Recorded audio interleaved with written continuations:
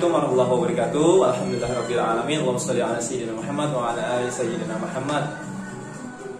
Anak Bapak yang Bapak sayangi, pada kesempatan ini jadi Bapak menyampaikan kisi-kisi soal Al-Quran Hadis kelas 3, di mana Al-Quran Hadis ini adalah mata pelajaran yang akan diujikan di hari pertama ujian besok tanggal 2 Juni hari Rabu, di mana tentunya Anda perlu mendengar kisi-kisi soal yang akan diujikan supaya Anda lebih fokus untuk menghafalnya, lebih terarah untuk mempelajari catatan dan latihan yang telah kita pelajari sama-sama. Dari soal yang telah Bapak buat, Bapak mengambil daripada pelajaran yang telah kita pelajari di semester kemarin, yaitu bab surat Al-Ikhlas dan bab ukhuwah atau bab persaudaraan. Dua bab ini menjadi materi yang akan diujikan pada semester genap ini. Memang soalnya nggak banyak, hanya pilihan ganda hanya 20 soal dan isian singkat hanya 8 soal. Ya, jadi jumlahnya 28. Satu soal itu memegang nilai sekitar 3,6an, ya, satu soalnya nilainya. Tapi dengan soal yang mudah ini, Bapak yakin Anda sudah bisa mendapat nilai 90 dari tangan, ya.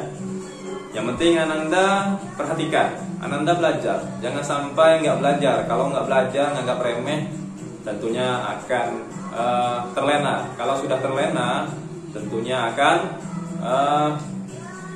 berat, ya, berat. Karena nggak nyangka ternyata yang ditanyakan ini loh, nah, gitu, ya. Nah, jadi dari 20 soal pilihan ganda ini, 2 bab yang Bapak ambil. Satu, bab surah Al-Ikhlas.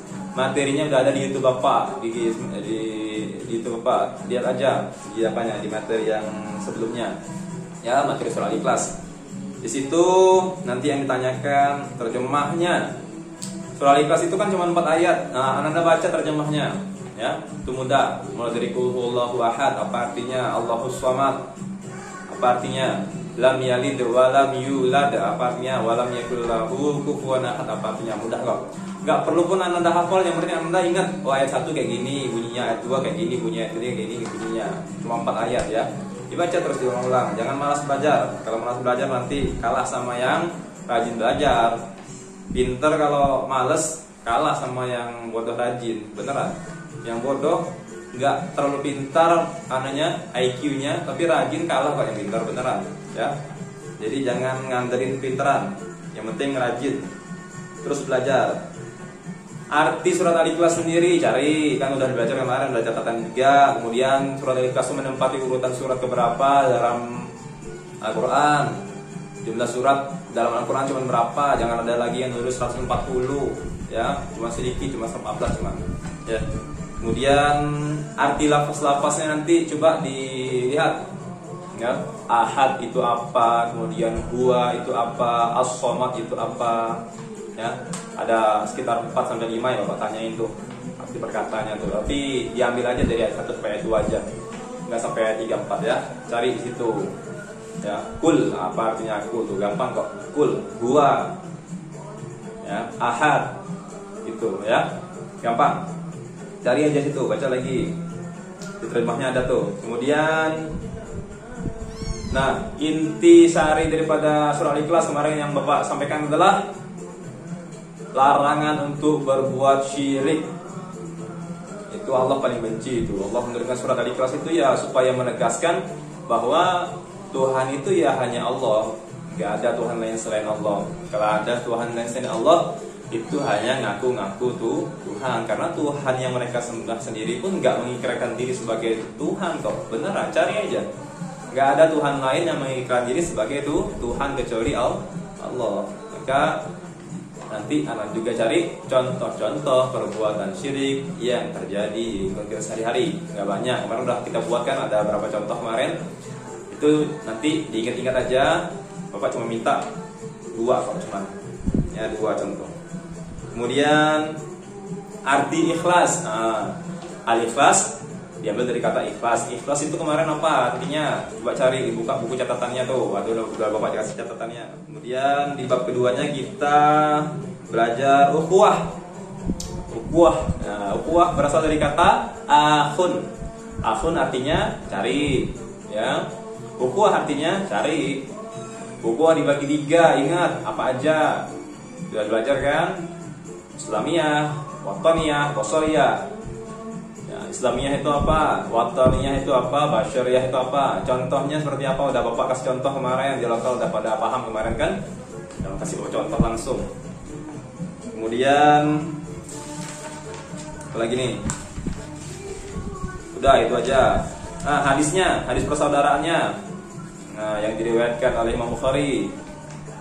Anin Nabi sallallahu alaihi wasallam qala al-mu'minun lil mu'minin kal bunyani yasudu ba'dahu ba'dan. Dan Nabi sallallahu alaihi wasallam bersabda, ya, orang mukmin yang satu dengan orang mukmin yang lain itu bagaikan satu bangunan, satu sama lain saling menguatkan. Rasulullah itu mengisyaratkan sambil menggenggam jari jemarinya, ya.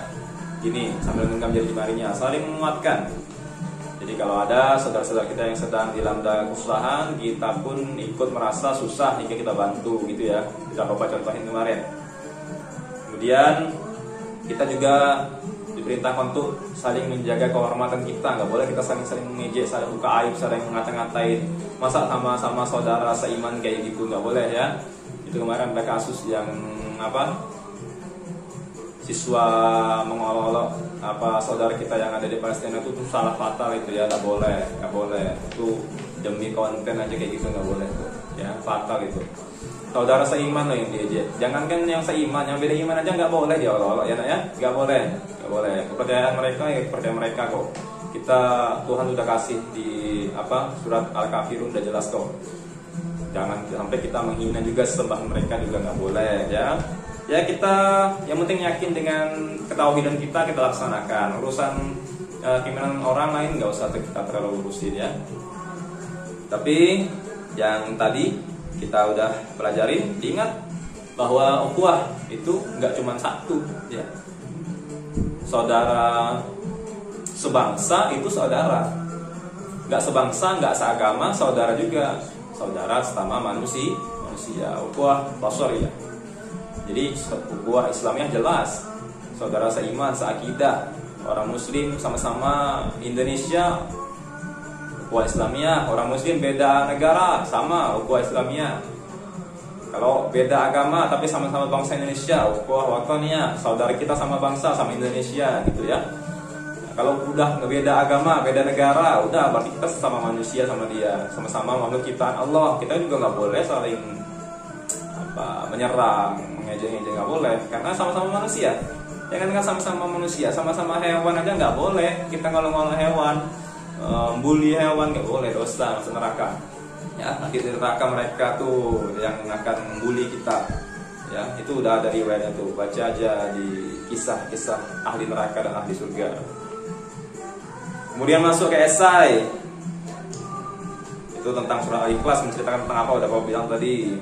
Tentang ketauhidan dan memurnikan keesaan Allah Subhanahu wa taala, tentang larangan berbuat syirik ya.